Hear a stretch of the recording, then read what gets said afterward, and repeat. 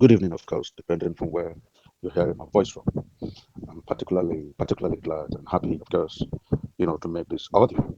Yes, the month of December is already here, and we are all justly and working and hoping, to end the year amicably, end the year happily, end the year, spiritually, sound and physically, you know, happy, if we can use that word.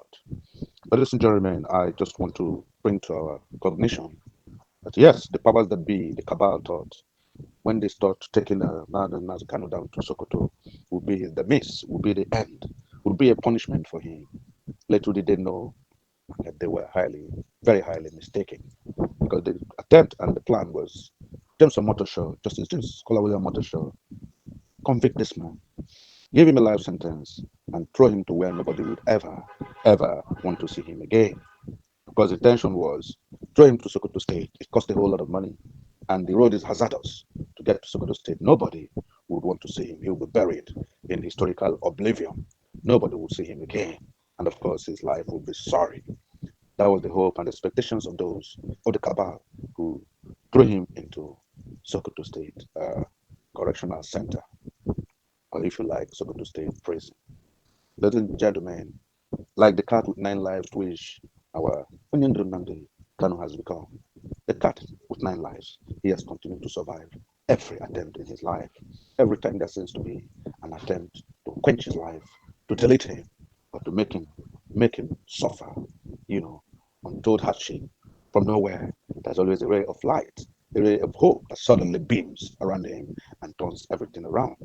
When you remember when he was crying about his health at the DSS dungeon, when he very emotionally told the whole world, applied to the Nigerian authorities, that he wanted to be transferred to the General Hospital at Abuja, because of course, his liver wasn't, functioning well, and his pancreas, was no longer, operating at maximum expected quality. You know, Unfortunately, the authorities thought that was his end. They looked the other way, created all sorts of drama and intrigue, orchestrated all sorts of drama and intrigue, including even getting the Nigerian Medical Association to lie and deceive the public, because of course they wanted him to suffer and to die in his ill health. Unfortunately, yes, Mazen Kanu is still standing today, despite all the ridicule, despite all the frustration, despite all the wickedness to him. He's still standing strong, even though his health organs were rapidly depleting in their functions. Ladies and gentlemen, several times Nnamdi Kanu told them the way manner he was locked at the DSS dungeon was such that prevented him from sleeping well, from having access to people, and from talking to his attorneys. Even his loved ones could not easily visit him. And of course, everywhere, was fixed with gadgets, microphones, cameras, and all sorts. And he could never have a personal or private engagement with either his family or his attorneys. Of course, when he said this, the government pretended to want to listen. We saw how Justice James Kalawolo Motosho pretended that he was touched and ordered that he should guarantee unfettered access to his attorneys, unfettered access to his family, unfettered access to his medical team. But eventually, we knew, of course, this never came to be. This was never done. And of course, like the cat again with 9 lives, Mazenande continued to endure. He endured all the pandemonium. He endured all the hardship. He endured all the acrimony towards him. He endured all the frustration. And of course, he survived once again. Ladies and gentlemen, since his conviction, the so-called conviction for the trial and mistrial, and the way manner he was stampeded, ferried, if you like, down to Sokoto State Correctional Facility. Sokoto State of all places, where the sun, the strength of the sun can fry, can barbecue a camel. Yes, that was where the said Mazinam, you can imagine, right from Abuja down, straight down to Sokoto State, where the sun could have evil. The sun could rapidly, have barbecued him within minutes. Ladies and gentlemen, an outstanding thing is happening in Sokoto State. Yes, that's the reason for this audio. That's the intention for this audio. something unusual, something astounding, something never before experienced is happening in Sokoto State. All because of who? All because of Onyendu Nnamdi Kanu, Mazi Nnamdi Kanu. Yes, because of course, suddenly, Sokoto State has assumed a very powerful, marketable, and tourist dimension. Maybe you didn't get this clearly. Maybe you didn't understand me clearly. The fact of the matter is that suddenly the correctional center in Sokoto, the prison in Sokoto State, has assumed a tourist dimension. It has become a tourist center because, of course, Mandem and Kanu had been consigned, stampeded, yes, stamped, sealed, and delivered into the Sokoto prison, Sokoto State prison, Sokoto State facility, Sokoto State Correctional Center. He has been dumped there. And all of a sudden, since he went there, the facility, this prison, has assumed very unusual dimensions. It has become the cynosure. It has become the cynosure of all eyes. It has become a tourist center. Ladies and gentlemen, Nnamdi Kanu turns Sokoto prison to tourist center. Nnamdi Kanu turns Sokoto prison to tourist center. Ladies and gentlemen, this same man was tried and mistried. This same man was convicted on all 7 charges, on charges that he has insisted, and the whole world has come to agree with him that these charges were based on a repealed law. These are charges that have severally been truncated, severally, completely thrown aside by 3 eminent, judges, High Court judges, who said this man cannot be tried under this charges because, of course, it is based on repealed laws. He cannot convict him. Let him go. Yes, let him go. The source of his entry into Nigeria, the manner with which he was brought from Kenya, abducted from Kenya to Nigeria, was completely criminal. It cannot stand the test of any criminal justice system. The world justice system, international court of justice will never permit this. Neither would the Kenyan legal authorities permit this. Neither would any, human, right council of any nation in the world permit this. What you have done is enshrined in illegality. You brought this man into Nigeria through a very criminal process, an illegal process. In fact, through abduction. And you think from a criminality you can engender anything good, anything trustworthy? Can anything bad beget anything good? No, you cannot achieve a fair trial, an equitable trial, a just trial when already ab initio you are operating on a criminal mandate. You brought this man in through abduction from Kenya, the man who was going through his legitimate business. You grabbed him, abducted him, spied on him, and were given information where he was. You went there and abducted him, kidnapped him. You call it rendition. It's not a rendition, it's a kidnap. And you brought him into this country after injecting him with chains on his hands and shackles on his feet, like a common criminal. You paraded him, photos here and there, and you said you have abducted him finally. Ladies and gentlemen, criminality cannot beget anything good. It cannot in any way ensure fairness, cannot in any way, enshrine the rule of law. It cannot in any way guarantee equity and justice. So, ladies and gentlemen, this man has been acquitted by several high courts, including the Supreme Court. But of course, let PMB, yes, let PMB and his cohorts continue to detain him at the DSS facility. And then, when of course we saw the Jagaban coming, when Jagaban took over, we thought, of course, the worst was over. We thought the worst was over because the Jagaban has always claimed to be a Democrat. He has always claimed to be a man who respects the rule of law. He's always been at the forefront of struggles. We know the roles he played at the Radio Kudirat. We know the roles he played when Biafra was denied his so-called mandate. We know the roles the Jagaban played in the formation of Radio Kudirat. We know he has always claimed to be a Democrat and a man who has been a protester, for rights and privileges. In fact, we know he was equally once, talking about the Duduwa. We fought for the Duduwa kingdom. And so when we saw that the Jagaban had come in, when we saw that Emiloko had taken over the reins from PMB, the late PMB, we all assumed, of course, that for the first time, something good was going to happen in the matter, in the case of Mazen Nnamdi.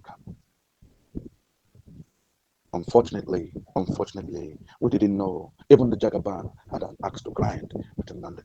We didn't know that even the Jagaban, yes, the Emiloko Kruna, had issues to grind with Mazen Nnamdi because we started seeing, by bit and by, crying, we started seeing how, unfortunately, different justices were, appointed to handle Mazen Nnamdi's case. Of course, it started with, Justice Binta Moritala Yako, who was forced to recast when Mazen Nandukanu told her to her face, Madam, I cannot be guaranteed, I cannot be assured of a fair trial because everything about you shows a lot of bias, shows a lot of prejudice. It is obvious that you want to fight for the cabal. You are more interested in getting your husband, Vice Marshal Moritaland Nyako, and your son, who are being, vigorously investigated by the EFCC and the ICPC. You are more interested in getting them, reprieve, and you want to use me as a scapegoat. You want to use me as a sacrificial lamb, to satisfy the cabal that are chasing your husband, that are after your family. Ladies and gentlemen, Justice Binta Moritaland Yako had no option than to recuse herself from matters concerning Mazen Namdekan. Pronto, we saw another man who came in the name of Justice James Kolawole Omotosho. He came in smiling, he came in laughing, he came in with soft words, and he said soft words, and he greeted Mazen Namdekan, apologized to him with a lot of apologies. And we thought this was a good man. We thought for the first time, Mazen Namdekan can heave a sigh of relief. Unfortunately, despite promising Nnamdi Kanu, telling him how he felt sorry that he has been in the TSS dungeon for so long, despite telling him how he felt this trial had extended unnecessarily for so long, despite assuring him that I know you have missed your family, I know you have missed your business, I know you have not been a happy man. I can see how macheted you are. I can see how you're not looking strong. I can see you're frail. But be rest assured, brace up, be rest assured.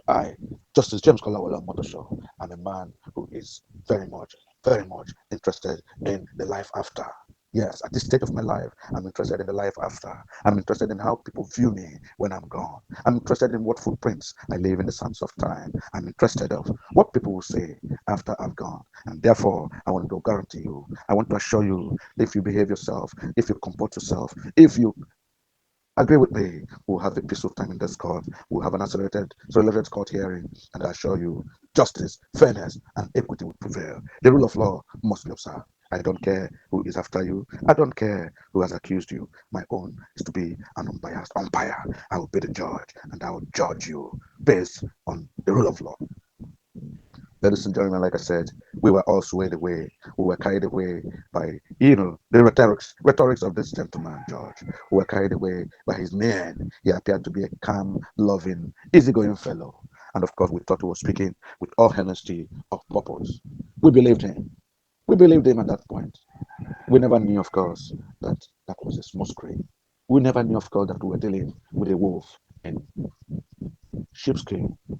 But eventually, this became manifest. His true colors became manifest. Manifest. Justice James Kolawole's true colors became manifest when, of course, he admitted Max witnesses into a federal high court. I mean, people were dressed like gangster paradise. They were dressed like gangsters with hoods on their face, screens all over their face, hoods on their face so that we don't recognize them. And of course, their voice was tilted and manipulated in such that you don't know, you can recognize whose voice it is. They spoke more or less like robots. Yes, if you know robots that came before AI, all of a sudden, maxed gangsters who were allowed to be witnesses against Mazen Namdekan surfaced, entered Federal High Court at Abuja. Justice James Kolawole Omotosho admitted them in evidence and took whatever they said, false narratives, as exhibits. That was when we knew this man could never, ever be trusted. Ladies and gentlemen, finally culminated in, yes, making every effort to convict Mazen Namdekan, making sure Mazen Namdekan did not have a fair final submission, making sure his lawyers and attorneys could not speak for him again. Mazen Namdekan became so frustrated that he had to fire all his attorneys and said he was not going to represent himself. Of course, he felt, if I pay so much money to my attorneys and they cannot say exactly what I ask them to say, they cannot do what I tell them to do. They cannot call names that I say they should call as my witnesses. If they're afraid to speak to Justice James Kolawole Omotosho, if they're scared to say things the way I want it, then therefore I don't need them anymore. I will represent myself. I will speak for myself and I will defend myself.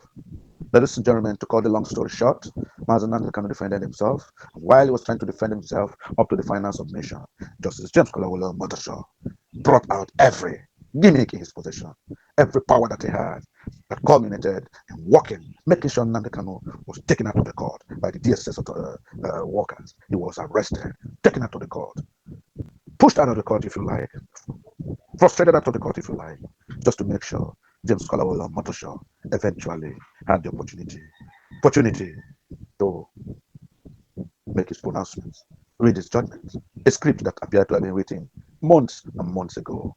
Everybody who was a lawyer, everybody who was interested in law, every judicial worker saw a script that did not seem authentic, original. I mean, it was as if that script had been dictated for a long time. It was just waiting to be read. And so Mazen Namde was convicted on all 7 charges and given a life sentence that will run. All 7 charges that will run concurrently, culminating in getting a life sentence. And of course, before we knew it, in the twinkle of an eye, he was once again gagged, once again chained, once again ferried down to Sokoto State maximum prison, Sokoto State correctional facility. Ladies and gentlemen, but that's where the story began. That's where the story is important. Because I tell you the truth, they thought they were killing him. I tell you the truth, they thought they were punishing him. I tell you the truth, they thought his own was over. They thought this was a it was a final way to zip up his coffin. They thought they were nailing his coffin finally, that he would be history. But here is the breaking news, ladies and gentlemen, fellow freedom lovers. Here's the breaking news. All of a sudden, Mazen Kanu turned Sokoto prison to tourist center. You didn't get that. The moment he came into the prison, all the inmates, those who were there for life sentence, those who were there for death sentence, those who were there for all manners of convictions, they all gathered and they were hailing him, Onyendo, Mazen Kanu, Onyendo. Even those who couldn't speak Igbo, he still managed to grasp the words, the name Onyendo, and they made him their Messiah. Take it or leave it, they made Mazen Kanu their Messiah right inside the Sokoto prison. Even the prison wardens, didn't know they couldn't stop the inmates, and both the wardens and the inmates were chanting Mazi, Onyendo, Mazi. Bro, it was like a drama.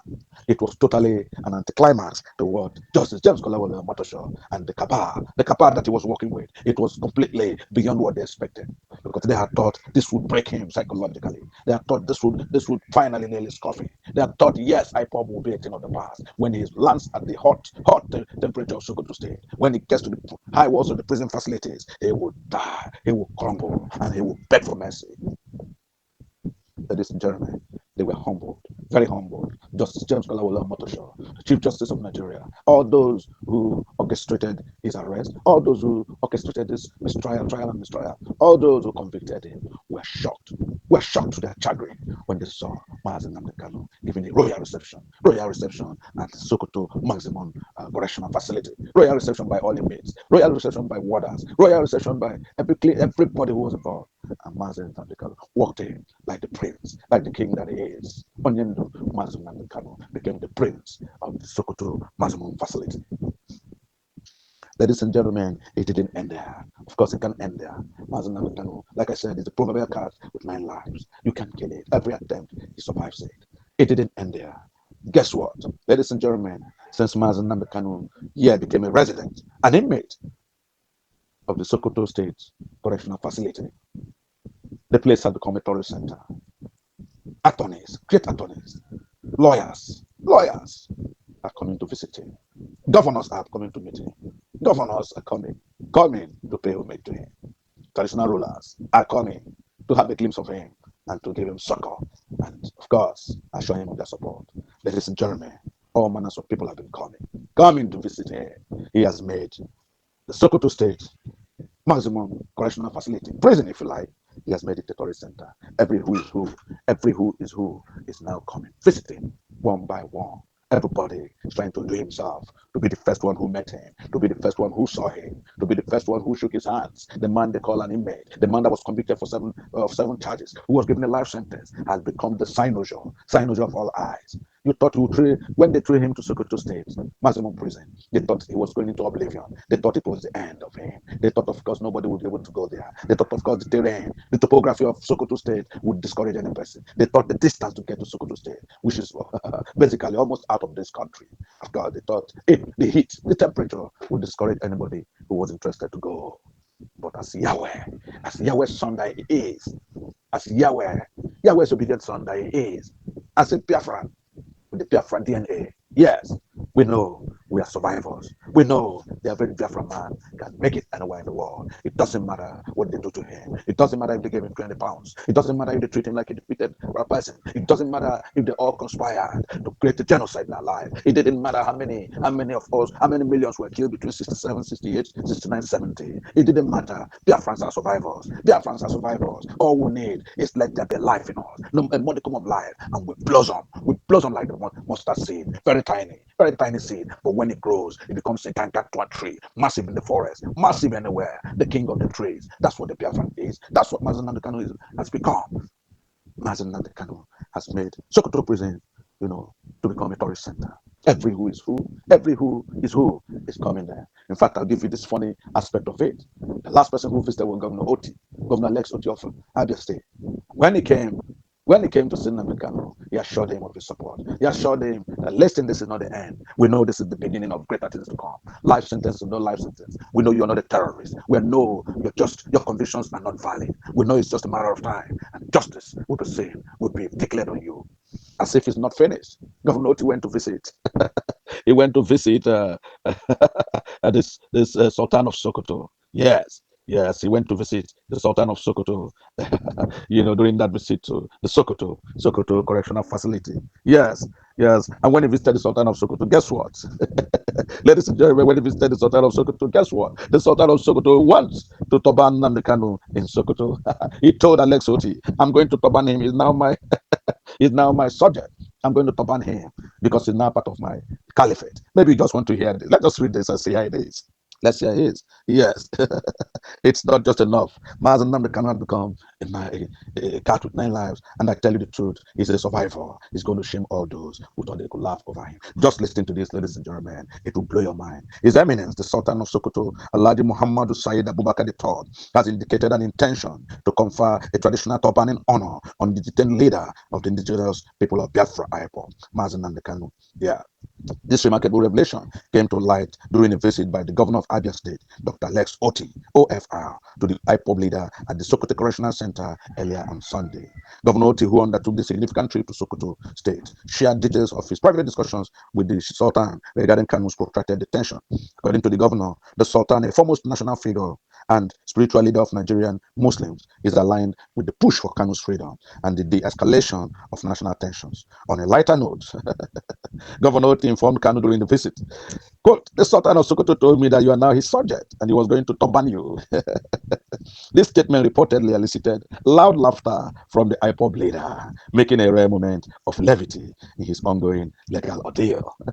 The proposed turbaning, a traditional ceremony in the northern Nigerian aristocracy that confers a title and integrates the recipient into the Sultanate's council, is being interpreted by observers as a potent gesture of national reconciliation and bridge building. Ladies and gentlemen, I don't know if you're laughing as I'm laughing. Yes, this is supposed to be not a laughing matter, if you like, but it has become a laughing matter because Mazen Nnamdi Kanu has made the Sokoto State Correctional Facility, Sokoto State Prison, a tourist center for all thoughts, including the high and mighty. Ladies and gentlemen, when we say Biafra, Biafra will never die. When we say we'll never give up. When we say no, the future looks bright for us. When we say there's nothing to derail us. When we say we should not be afraid of anything. When we say we should be confident to speak Biafra, confident to drink Biafra, confident to speak Biafra, breathe Biafra, and eat Biafra. We know what we're saying because Biafra is in our DNA. We are survivors. Like the cat with 9 lives, we are going to survive. It doesn't matter where they put you. It doesn't matter if they take you right to the middle of the desert. It doesn't matter if they throw you into the Atlantic Ocean. It doesn't matter if you are on top of the Victorian Falls. No. We know Yahweh is with us. And like the cat with 9 lives, we are going to overcome. Mazen Nnamdi Kanu turns Sokoto prison into a tourist center. Ladies and gentlemen, like on your way again, continue to motivate, continue to inspire, continue to support, and continue vigorously to pray for Dr. Ngozi Oborabweze, our Deputy Prime Minister of the redeclared sovereign state of Biafra. We are getting there. It's never easy. The road to freedom is never easy, but we are getting there. Marching,